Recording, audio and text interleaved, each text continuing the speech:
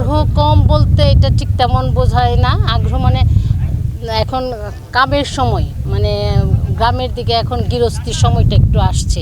কেউ আসে একটু আস্তে আস্তে আসতেছে, রান্নাবান্না শেষ করে। কেউ আসছে ধান ধান ঠেমায়া, যেটাকে বলে আর কি, ধান ঠেমায়া আসতেছে। এইভাবেই আসতেছে, ধাপে ধাপে আসতেছে। কিন্তু উপস্থিতি কিন্তু পর্যায়ক্রমে দেখা যায় যে হচ্ছে, পর্যায়ক্রমে হচ্ছে। এবং আমি বলবো যে আমাদের মাননীয় প্রধানমন্ত্রী জননেত্রী শেখ হাসিনা যেটা চাচ্ছেন ঠিক সেটারই প্রমাণ এই উপজেলা পরিষদ নির্বাচন 2024 সালের যে উপজেলা পরিষদ নির্বাচন, সেটা। জি, এবারও প্রার্থী হয়েছেন আপনি। এই উন্নয়ন কর্মকাণ্ডে কতটুকু অংশগ্রহণ করছেন আর আপনার ভবিষ্যৎ মেসেজটা কি? আমি উন্নয়ন মোটামুটি আমার পরিষদের সাথে তাল মিলিয়ে, সরকারি কর্মকর্তা প্রশাসনের সাথে, সকলের সাথে, জনগণের সাথে তাল মিলে যতটুকু করতে পেরেছি আলহামদুলিল্লাহ।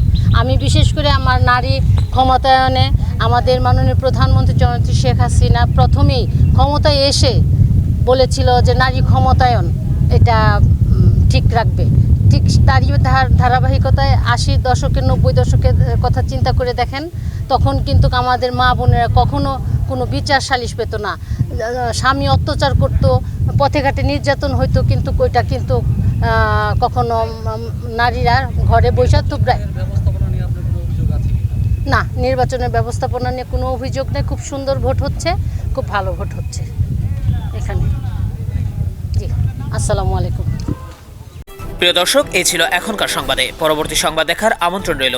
এছাড়া দেশ বিদেশের নানা প্রান্তের সংবাদ পেতে এটিভি নিউজের সাথেই থাকুন।